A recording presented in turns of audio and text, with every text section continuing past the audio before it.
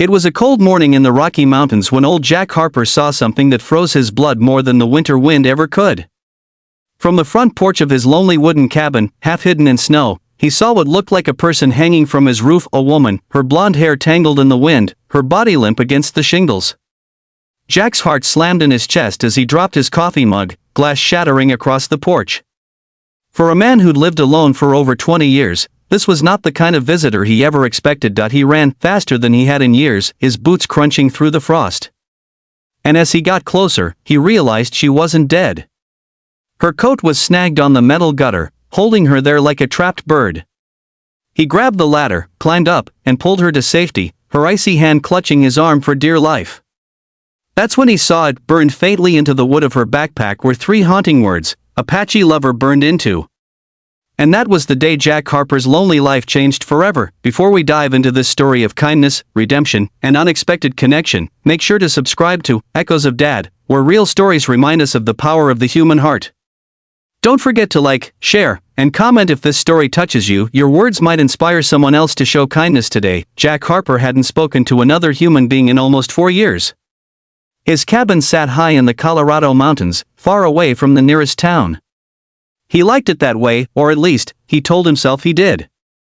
After losing his wife to cancer and his son in a car accident not long after, the silence had become his only friend.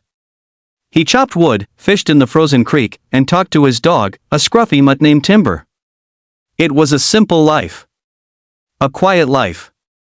A lonely one. Until that morning, the young woman he rescued couldn't have been more than 25.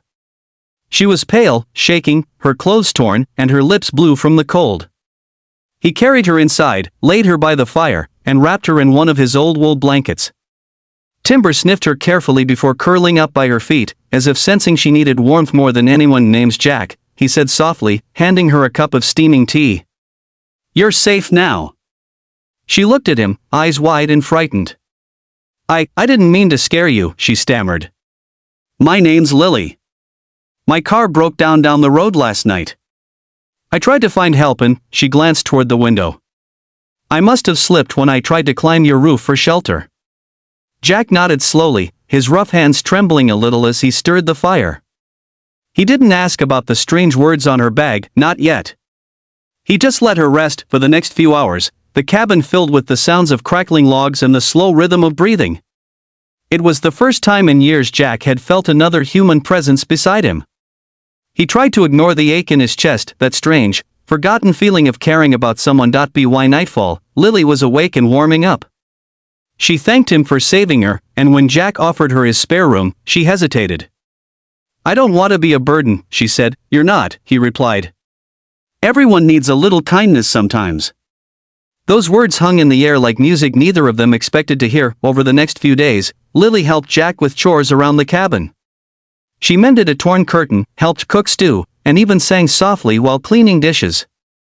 Her voice reminded Jack of his wife, warm and full of life. Timber followed her everywhere, tail wagging as if he'd found a new purpose. 2.1 Snowy afternoon, as they chopped wood together, Jack finally asked, That writing on your bag, what does it mean? Lily froze, her axe mid-swing. She looked down, her eyes filling with something heavy. Shame, maybe. It's from my ex, she said quietly. He was Apache.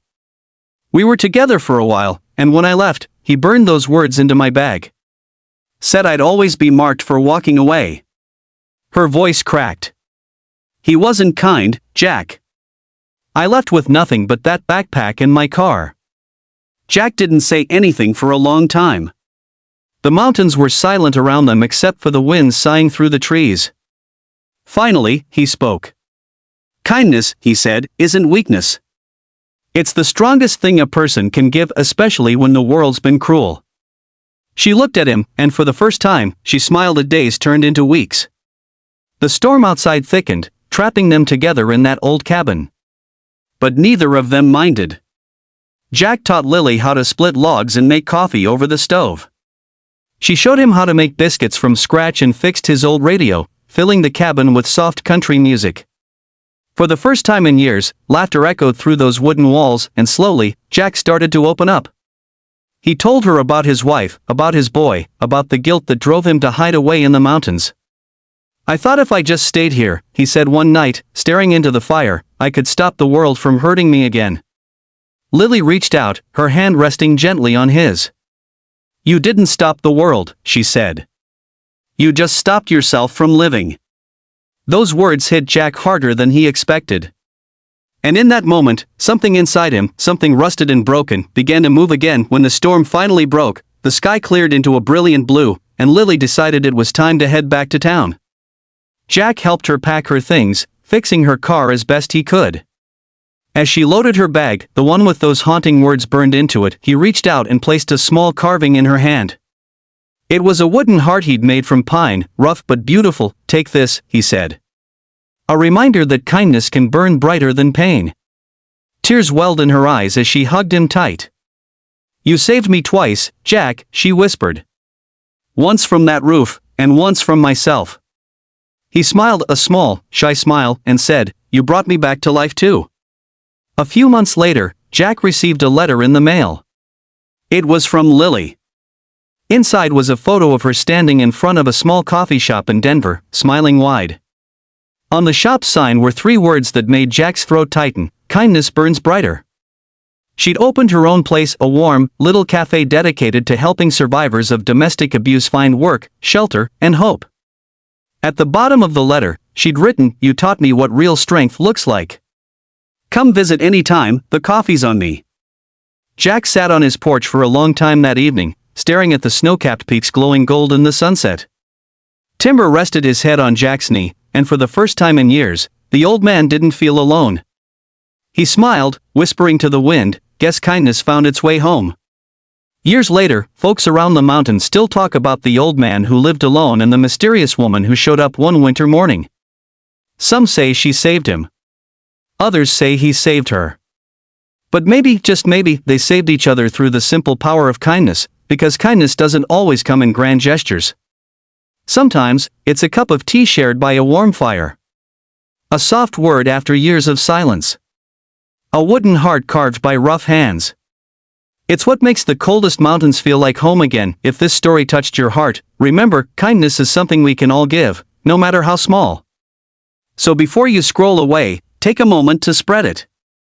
Share this video, leave a comment, or just tell someone you love them today, because sometimes, one act of kindness can save a life, or two. This was Echoes of Dad, where every story reminds us that kindness never dies.